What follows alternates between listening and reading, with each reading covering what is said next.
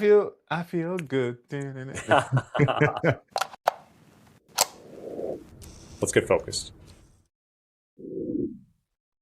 Dude, Hoz, welcome. We made it. It's a learning process, agile, right? You just got to Yeah. keep going as you go. So speaking of Hoz, how do we meet? How did we meet? I was invited by Karma Hunter to an expo for AI for startups, like AI ideas, and it was a competition. I only knew two people in there, Karma and Jonathan Sterrett.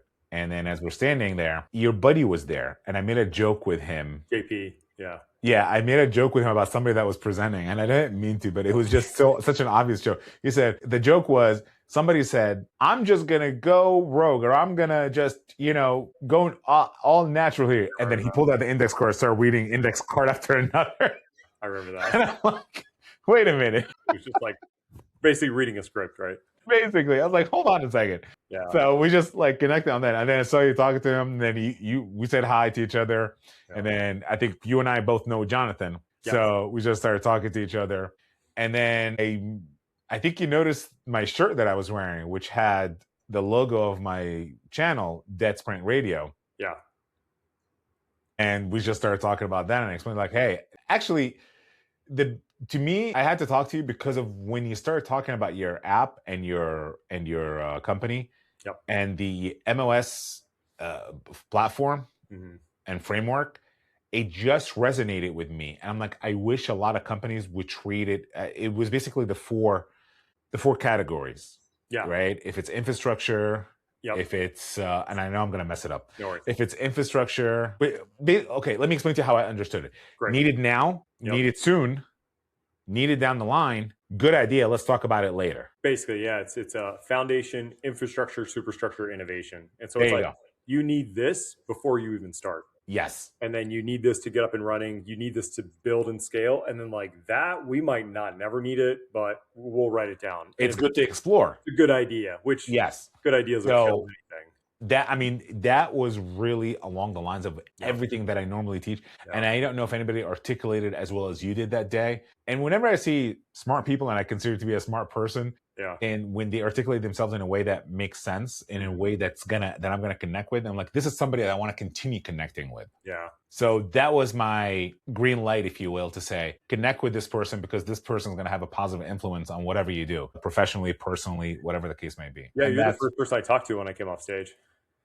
Yeah. That's right. Because I was like, I need to talk to this guy. Yeah. Like, I need to ask for some more about that MOS system. Yeah. And, I have my own program, and I think you and I talked about this before. I feel like software development, engineering, Agile has been beaten to death. Agile is basically a bad word in the industry right now because of that. Yeah. And I have my own thoughts about it, and I want to go. Well, it's been misused for sure. Overused, misused. The running joke is we're an Agile company, but we operate on waterfall with Agile principles. It's like the meme that gets circulated everywhere is like, we're an Agile company. It's like, you can say you're Agile as much as you want. It's been hijacked. It's been misused. It's been beaten to death. And I truly believe that there's nobody in that industry that does not know what Agile is, or Scrum, or Kanban, or so a strict, right? It's like being vegan. It's so strict. It's like saying like, oh, I'm vegan except I eat cheese. It's like, you're not vegan. It's like, but I love fish. It's like, then you're not vegan. It's like it's a lifestyle that you have to commit to. And Agile is great in principle. It's great in theory. But when you actually implement it, you don't want to hold yourself like so much to the rigidity of it. What do you think? 100%. And I think that's the part where it gets hijacked and misused and misunderstood. Yeah. It's not supposed to be rigid. Yeah. It's not supposed to be. And then when you talk to coaches, they're like, well, you're not doing it right. It's like, because it doesn't work. And exactly. It's the same thing with EOS, the entrepreneur operating system, right? And that's kind of like MOS is sort of a byproduct of that. But when you look at EOS is sort of functionally, it makes sense. There's 6 core components to a business. You set up cadences, and you have a specific type of meetings, right? You have like your weekly meeting, your monthly meeting, quarterly. You do annual offsites. Like, okay, it makes sense in theory. And then when you bring in an EOS coach into the business, they try to push everything back to, well, you're just not adopting EOS correctly, or you're missing something from EOS. It's like, I'm telling you right now, us adopting EOS is not the problem. It's that EOS is the problem, and there's missing components to it. And so it's the same thing with Agile. It's like, you can't solve every issue with more Agile. And that's very well said. It's adding more salt to the soup is not going to fix the taste. Not the fact that you dropped, Well, regardless of what you spent piece on of garbage in there. Yeah, on it. Yeah, So totally. if I may be so crass, I don't know how rogue you go on this show. Go for it. There's this one person I saw online. It's one of the Instagram reels where he said, if I give you a cup that has piss in it, even if it's just at the bottom of the cup, no matter how much water or sugar or seasoning or whatever else I put in there, it still has piss in it. Yeah. And I feel like at this moment in our lives, Agile is that piss. And it's unfortunate. I'm an Agile coach. I'm a SAFe expert. Yeah. And this is how I feel about it. And it's not because it's a bad idea or SAFe is a bad framework. It is 100% misunderstood, completely misused. Bastardized oftentimes. Absolutely. I mean, you hit it right on the nose when you say rigid. Mm-hmm. It's not supposed to be rigid. It's supposed to be rigid. You start off with, how do you want to run this? Mm-hmm. Then you all come to an agreement. You say, okay, we customize this to work for us. Lean portfolio management, we're not ready for that. So we're going to push that off a little bit. Yeah. Sizing a specific way, we're going to push that. Not ready for it. My job as the coach or the scrum master or the RTE or the STE, whoever's in charge of those agile adoption, is to make myself a plan to say, when are we going to address these? But for now, the team is comfortable, the organization is comfortable, the leaders are comfortable with this agreement that they put in place. It becomes rigid when you force everybody to follow the rules that they agreed to. That's the confusion. And the confusion is often on those coaches and scrum masters and agile fundamentalists who say, well, Agile says you're supposed to size that way. I don't care. That's not what the team agreed on. I had a coworker. We were both brought in under a contract for technical IT project management, and methodologies and whatnot aside, it was just general technical IT project management for college. And we had a 60-man IT team. We were doing an end-to-end website rebuild. We were doing a database migration from on-site servers into the cloud. And then we were also doing an app dev refresh for this whole college. And post-COVID, so a lot of the classes went online. So it was much, much more online heavy. And they brought in project managers to enact project management.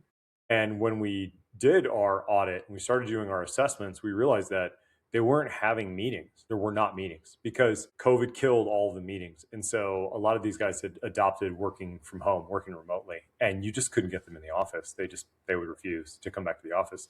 And so we realized that we had to culturally, because of the types of personality that we were dealing with, we had to basically coax them back in the office. So we said, hey, we're all going to start doing these just sort of working lunches, or we're going to start catering lunch. So if you want to come into the office, we're going to cater lunch, and we're all just going to hang out and start having lunch together. And culturally, it was, let's have them start having lunch together, and then we'll make it like a luncheon workshop, and then they'll start getting used to seeing each other again, and then we can actually start having these productive workshops and then productive meetings. But at the end of the day, they had brought in these two technical project managers, and we were taking over for basically a PMO that they had. And on their way out, the PMO said, good luck. These people are, she said, as project managers, we are Maseratis. All of these guys are tractors. And they don't want, they're going to fight you. And it's we're pulling them. We're trying to, you can bring a horse to water, but you can't make them drink, in the sense that you can show them project management and they know that they need project management, and they'll even hire project managers. But when you tell them what needs to change in order for you to do effective project management, they're just like, oh yeah, you know what, we're not interested. And it literally got to that point where my coworker and I, after a 3-month assessment of trying to make these micro changes in the organization, we finally sat down with our direct report and said, so this is what we're seeing. This is what we need to see happen in the organization for us to really make all these deadlines that we're promising to ultimately the client, because we were the third party contracting company, and really the college was the client, even though we were full-time employees on staff for the college. And the result was just abominable, essentially, where our superior said, you know what, I think that both of you guys working on this is a waste of time, and I think that both of you should start carving out your own projects and stop working together. Verbatim, the response was, I think that you guys should stop working together and collaborating as project managers. And we were like, what? It was just, could not believe what we were being told. So yeah, it doesn't matter what or as a coach, as a project manager, somebody who understands it technically, There's so much culture and personality that goes into it that you have to deal with. And there is that clash, right? When they say, well, we want this, and then you show them what it is, right? It's like anybody can say, we have a really great mom and pop restaurant, but we want to run it at a Michelin level. It's like, okay, careful what you wish for, because we're throwing out all this decor. We're throwing out all the family photos. We're throwing out all this garbage, anything that gets in the way. We're going to remodel the entire kitchen. It's like, no, but I like the way it was ran. Like, then you're asking and expecting two different things. Right. You're just dressing up what was already broken without really changing what's broken. Basically. And that's oftentimes what happens, right? Is they go, well, we're going to keep doing what we're doing, but we're going to change just enough to make it work just enough better for us to say we fixed the problem. What do you think is the challenge there? Or, I mean, I feel like I already know the answer to this, but what do you think is, and I'm not supposed to play host here, but I can't help it. I know why it often fails.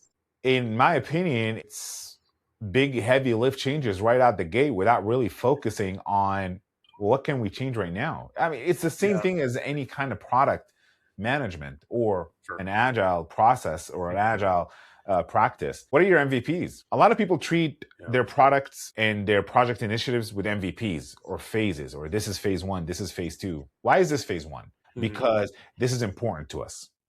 And because we know that this is a short-term goal that we can get to, and we can see the return of investment on it right away. Well, why can't you do that to changes and process improvement as well? Yeah.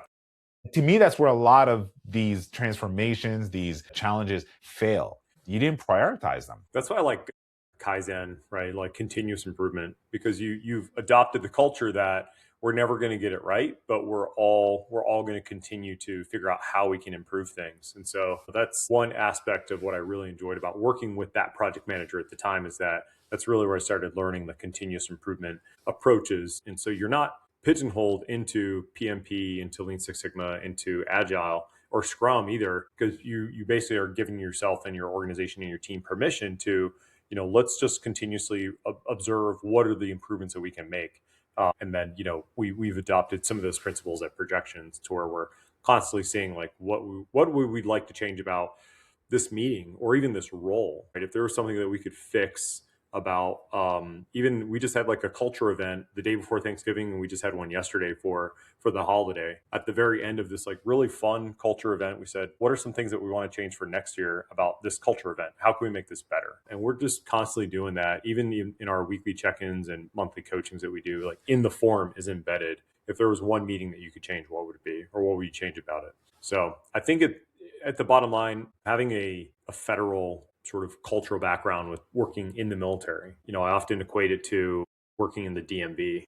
And it's just like you're saying, like there's this sort of aircraft carrier mentality that a lot of people have on like, well, we don't have the power to really change anything. We can't really implement any of these changes. It's just, it's always been that way. It's out of our hand. I'm not that guy. It's not my job. That's, you got to talk to the boss. Yeah, but if we had enough people that agreed that this would be a positive change, and we all basically went and presented this in a positive fashion, saying, not only do we think that this would be something good, but this is something that everyone wants to adopt. This is a change that everyone wants to make. We would be able to basically not just sway somebody, but educate them into something that they might not be privy to. And so bottom line, end of the day, I think it's culture. And whether it's the ego, individual mentality. If we optimize, then it risks my job. It risks my project. I have a review coming up. I want to be able to say that I solved this problem, or I, had this kind of ownership of this area. But what you're talking about is potentially eliminating a responsibility, or, a meeting every week, or something that, they're a committee that they're a part of, that then kind of chips away at the value that the perceived value that they produce. And so there's ego involved. And then you also have just the microculture, in the sense that we see that as well inside of Projection, where you have certain teams that they don't want to use the methods that we've created, because either it doesn't really work for them, like honestly, like the method isn't really caught up in some instances, or they feel like they're being micromanaged in a way. Like, no, right, we're just going to run our meeting the way that we run our meeting. We don't want, we can work better without it. It's like, well, you don't know that because you haven't even adopted it. You haven't tried, you haven't used it. And so again, it goes back to ultimately culture in whatever way, or they perceive it as being more work. I like what you said about culture, but also egos. And I feel the ego thing, I feel like comes from a place of fear, of validation that you're doing the right thing. One of the things I often argue with some of my peers in the field when they say there is no business analyst role in Agile. And I hate that mentality and I hate that answer. So you're trying to tell me that someone with the background and the knowledge of a business analyst has no place in a new Scrum team or an Agile organization or a SAFe organization? Yeah. Are you trying to tell me that I can't put that experience and that work and that knowledge into something that's productive and helpful? So when you have people that come in and do Agile transformation for teams or any kind of transformation, and they say something like, well, there's no such thing as a business analyst role in Scrum. Okay, what do you think that person's going to do? They're going to shut down. Their ego is going to kick in and they're going to start justifying why they should be there. I mean, I'm having flashbacks of the movie Office Space, but I'm not going to get into it. The stapler guy? Not the stapler guy, but the old man that created the I'm a people's person. I'm important. Yeah, where they feel threatened at the end of 100% they feel threatened, you know? When egos kick in, and we're all guilty of that. Yeah. It's a matter of, do I keep my ego in check or what am I really objecting to here? I think that's the cultural difference with project managers and in some cases positions in the military where our egos, you know, whether they're there or not, they're not wrapped up to the role per se. They're tied to the project, the performance of the project, not the performance of the position. So oftentimes as a project manager, we're advocating for the project being successful. And in the military as a commander, your alignment is with the mission. How do we become successful on the mission? And then legitimately your guys come back to you and they say, hey, we're really tired. I go, got it. So how do we accomplish the mission given that variable? And or hey, a vehicle broke down.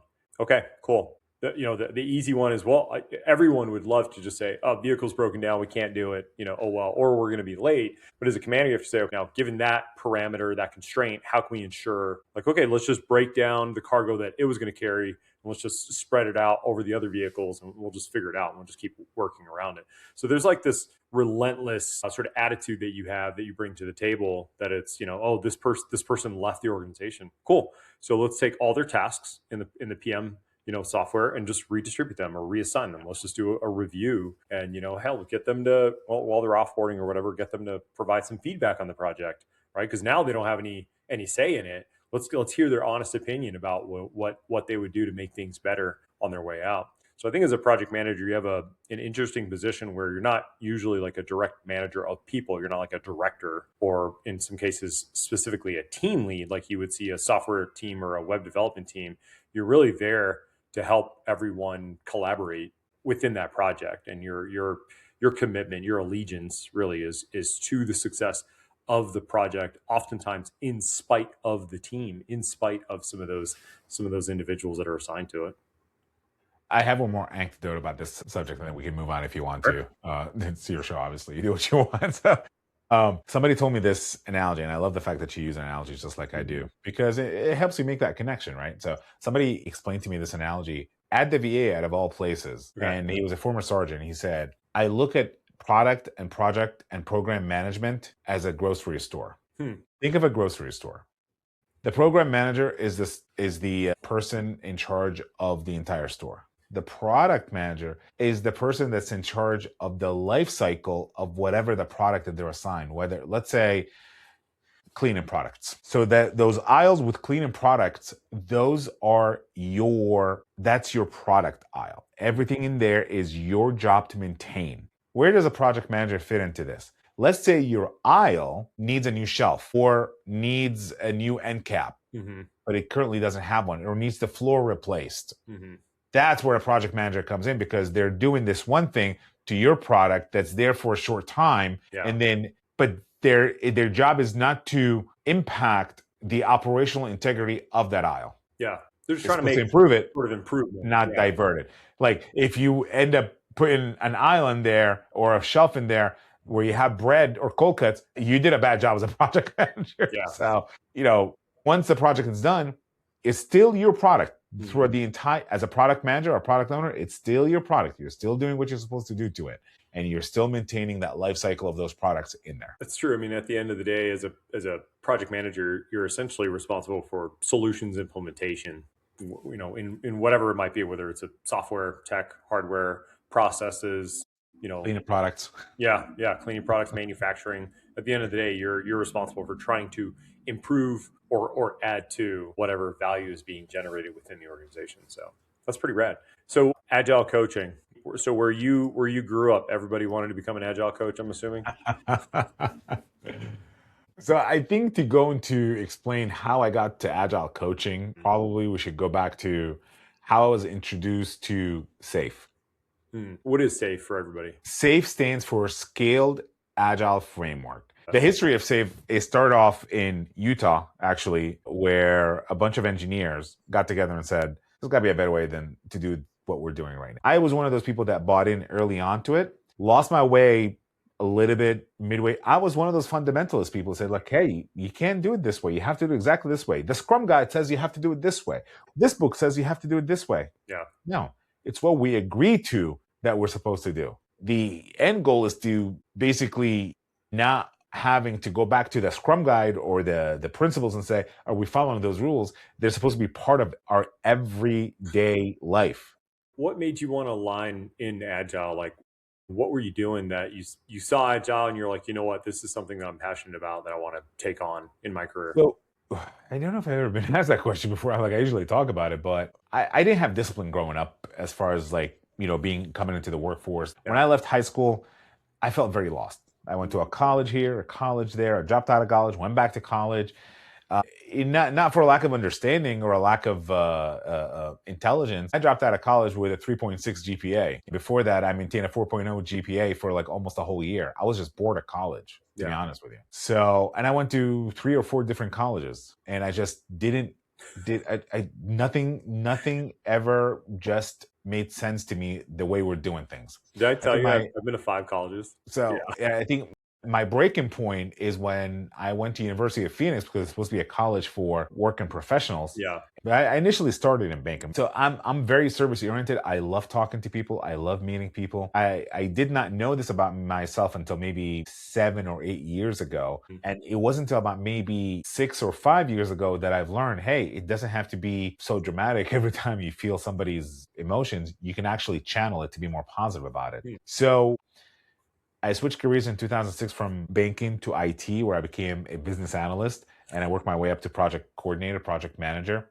And it's around that time when I transitioned from banking to IT, where I went to University of Phoenix, and 2 things happened. First, it's supposed to be an after-school program for working professionals. We had this one instructor who wanted us to call him a professor, I guess, but they're not professors, they're instructors, where he would say, he had like 3 different markers on the whiteboard. And if you come in 5 minutes late, you have to write your name on the board with a color, 10 minutes late with a different color, 15 minutes late with a different color. It wasn't until the end of the semester we found out that he's docking you for, whatever your final grade is. If you had like 3 blues, then you go down by a grade. If you had like, I don't know how many yellows, and so on and so on. Wow. I'm like, what? It's supposed to be for working professionals. Yeah. But this was the big one for me, where we had one of those. Do you remember those books, Pick Your Own Adventure books? Yeah. Like if you answer this, go to page 58. Yeah. If you answer this, go to page 16, something like that. So we had a test like that. I don't want to get into the exact details of the question, but what I can tell you is that there was 20 students in that class. 18 of them answered the same way I did. Mm-hmm. And they failed all of us. And then when we explained our point of view from the fact that we are working professionals, that the way the question is posed and the way the answers are written, if I were to pick what the syllabus had told me to pick, it would have been an HR call for me. Sure. I actually went to my HR in the bank that I was working at that time. And my friend till today, I showed her the exam and she looked at it and she said, Hosni, if any of your employees ever came to me and said that you said that to them, I would have to write you up. Because that is not within our company culture, our bylaws. This is not encouraging. This is bad management. I took that statement and I had her write it out to me. And I took it to our dean. And the dean reviewed it and then came back and said, after careful consideration, we have to follow the syllabus. Wow. So I just checked out at that point. Yeah. And I feel like when I started following and no any kind of disrespect to the PMP community, the PMI community. A lot of my good friends are from PMI. And I mean, I was a PMI guy for a long time. Even PMI now is adopting agile practices. The PMI to me seemed a lot like that incident with the dean. Mm-hmm. Do it this way, even though what you're saying makes sense. And to be honest with you, for years, I was just chasing a paycheck. Nothing that I've done in my career felt like a career up until I discovered Agile. It was one person. It was almost like a movie moment where somebody says to you, it's kind of like that Rudy moment where somebody sees your potential and you didn't even know that you had it until somebody saw it in you and they gave you that opportunity. At the time, I was working for a company called Advices in Irvine, California. And they said, I don't think that you're going to be happy continuing working as a QA manager or a project and a project manager. I think we want to try this thing called Agile. And they explained it to me, specifically Steve Tolkien. He explained it to me. He said, I think you'd be really good as a Scrum Master. And I said, okay. I started watching videos. I started reading about it. I started taking courses on it. And it just clicked. We live in a world where everything is so pragmatic. And I think in today's society, everything is almost instant gratification, instant reward, instant rate of return on investment. And I feel like following agile methodologies, first of all, it spoke to me on the human side of it and the empathetic side of it and the people side of it.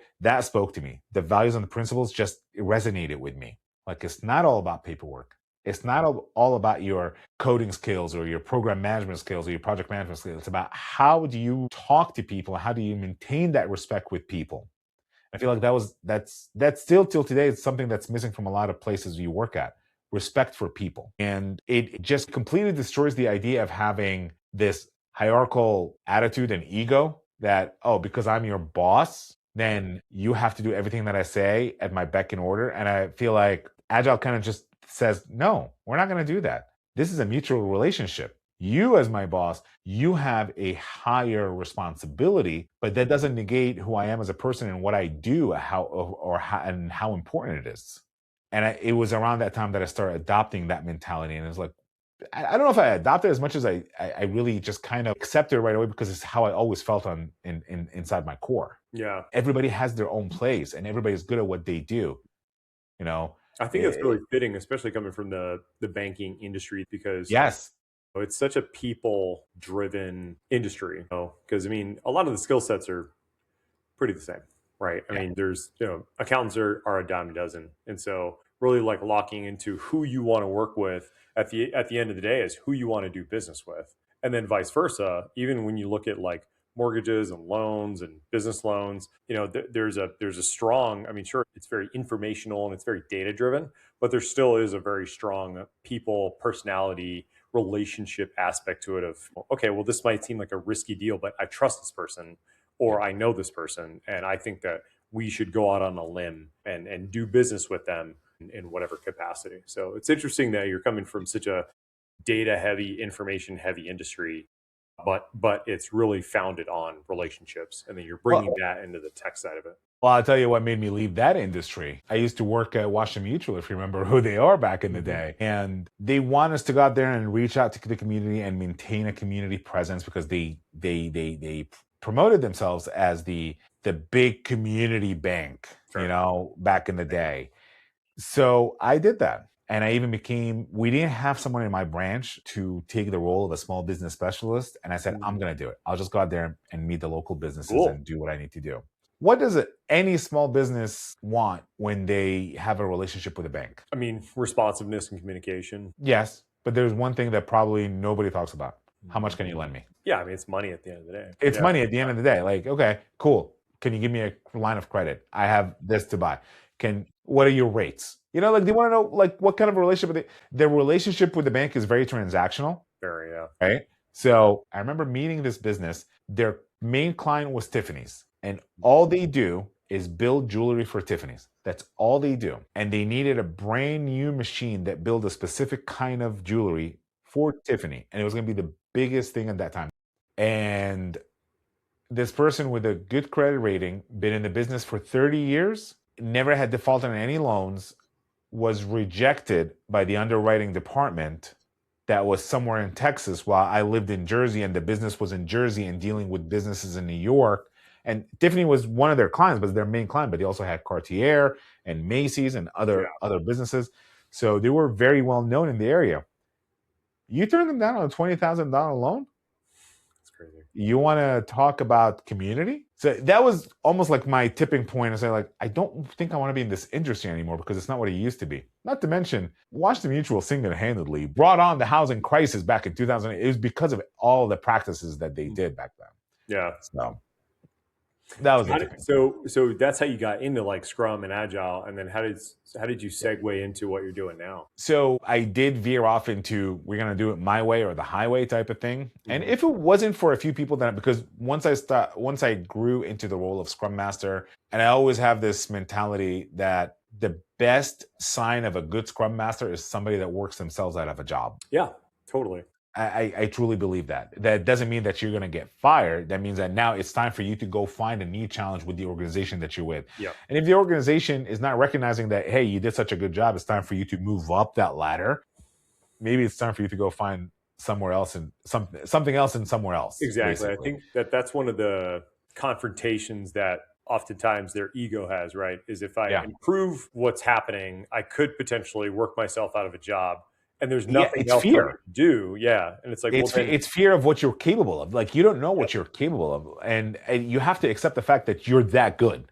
And hopefully you're able to provide more value to the organization as you sort of scale out of that position and you automate it and refine everything. But oftentimes it's, well, I don't know what I can move into after that. There's no opportunity. And I think that's where that was me for a few years.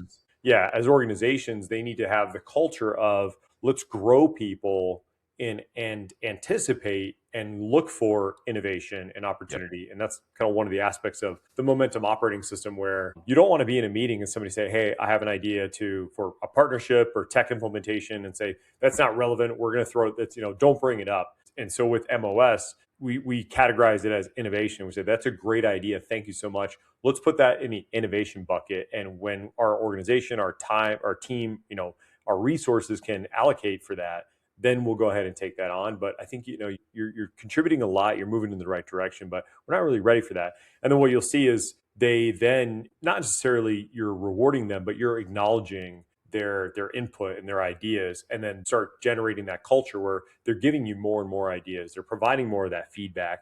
They feel like they're more part of the process, and that they're heard, essentially, right? That you're literally listening to them.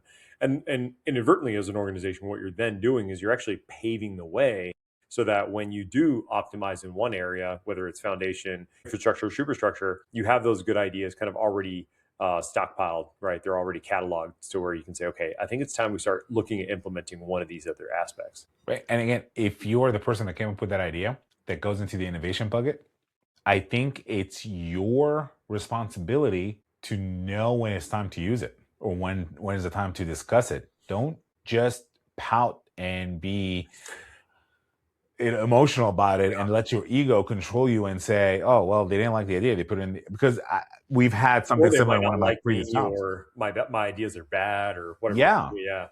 But it's just not ready. I mean, that's one of the things I always tell people. Maybe you're not ready for lean portfolio management. Is something that I wish every company can practice lean portfolio management.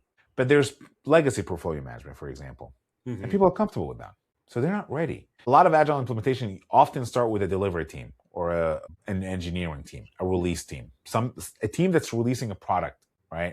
So you got to work out the kinks in it. The problem is when you start working that way, in my opinion, agile, you're not in itself, it says you're not supposed to work silos.